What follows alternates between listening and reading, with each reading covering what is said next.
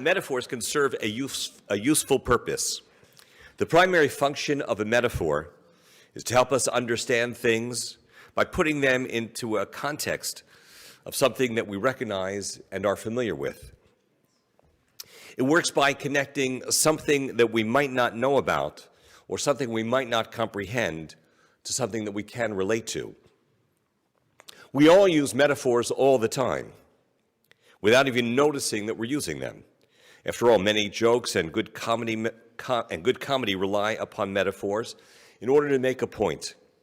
But as Gertrude Stein wrote in her famous poem in the early 1900s, Sacred Emily, a rose is a rose, is a rose, is a rose, expressing the notion that things are what they are.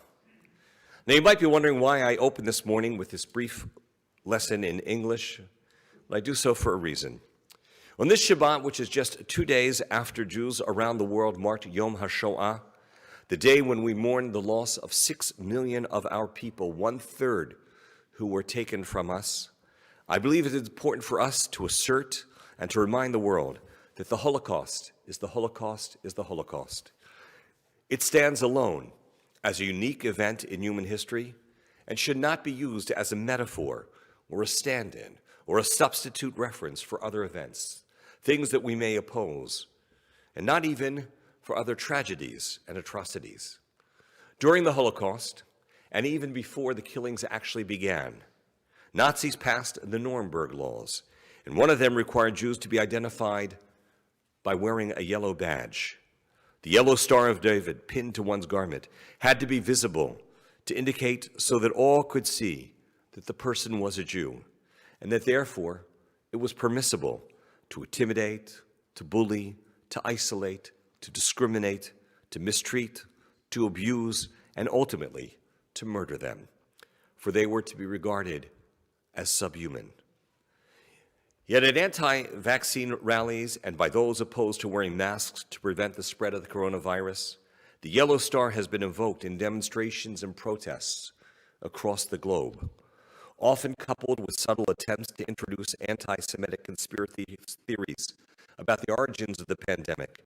It shows an ignorance, a lack of sensitivity, and a lack of understanding as to what the trauma of the Holocaust really was. The misuse of the imagery of the star is so pervasive that the Federation of Jewish Communities of the Czech Republic felt compelled to condemn, quote, the textbook abuse and relativizing of a Holocaust symbol that should be associated only with the suffering of millions of people. The ADL, the Anti-Defamation League, has stated unequivocally, quote, the utilization of this type of Holocaust imagery wrongly compares the anti-Semitic, racist, misogynistic, xenophobic, and homophobic Nazi regime and its genocidal acts to current government measures to contain the pandemic. Comparing the two is not only an act of moral outrage, but also represents an attempt to downplay the enormity of the Holocaust. End quote.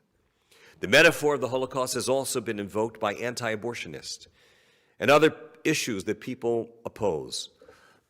Politicians, activists, and other public figures often invoke inappropriate Holocaust comparisons in order to highlight the ostensible danger of whatever social or political act they want to call attention to. I've heard it invoked by those who stormed the Capitol on January 6th and by those who were alarmed by the riot. The proliferation of the references risks trivializing what the Holocaust was.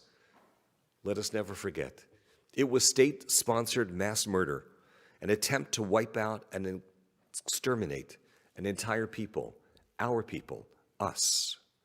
While history is filled with far too many instances of unjustifiable atrocities committed by and against other humans, the Holocaust stands apart in its singular goal to purify the world by ridding it of all traces of Jewish blood and of Jewish DNA. It was racial extermination taken to the extreme. Speaking at Yad Vashem, Israel's National Holocaust Memorial and Museum, this past Wednesday night, Israel's Prime Minister, Naftali Bennett, reminded us that, quote, the Holocaust is an unprecedented event in human history. His remarks are worth sharing with you because he said, quote, "Unfortunately, history is full of cruel wars, of brutal murders, and also of genocide.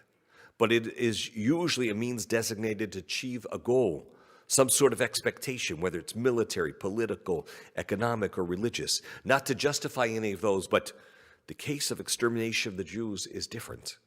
He explained, "Never in any place or during any time has one people acted to destroy another in such a planned, systematic, and indifferent way, from a place of absolute ideology and not out of any sense or purpose of utilitarianism. The Nazi, not that that would justify it, but the Nazis did not kill Jews to take their jobs or their homes or their property, although they did all of that. The Nazis sought to hunt all Jews and to exterminate every last one of them.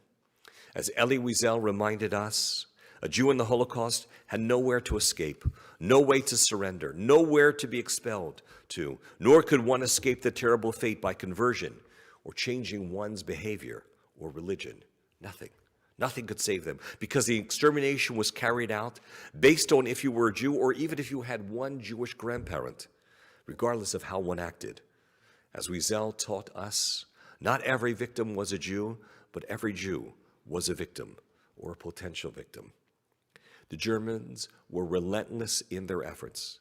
As Bennett said, in April of 1944, a special Gestapo team was sent to distant hiking trails in the French Alps in order to capture and murder 20 Jewish children, just 20 Jewish children. And at the end of the war, Nazi Germany continued to exterminate Jews, even when it took away energy and resources from their effort to win the war. The other night, my son Noam told me that he went to hear a Holocaust survivor speak at a Yom HaShoah event held in Miami. And this week there he heard the story of the murder of children just for no purpose. The Nazis were so unrelenting because the Holocaust is the ultimate absolute expression of thousands of years of anti-Semitism. As Prime Minister Bennett pointed out, it's a hatred for which there's no common denominator, and there is no reason.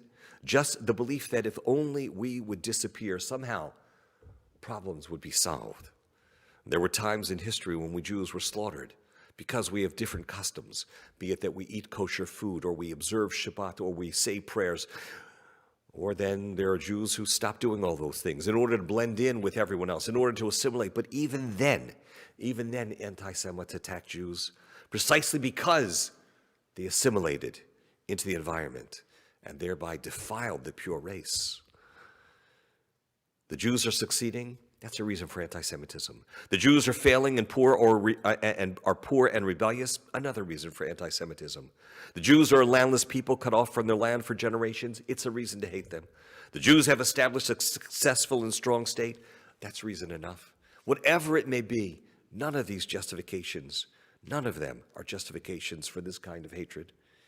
So whenever we're tempted to believe that we have entered, Naftali Bennett said, whenever we are tempted to believe that we have entered a new, liberal, modern era in which people no longer hold on to Jew hatred, reality awakens us to the truth, as we've seen all too often just in the past couple of years here in America, the very place which is the beacon of democracy, of freedom, and of tolerance, and throughout the world, and the cesspool known as the United Nations as well.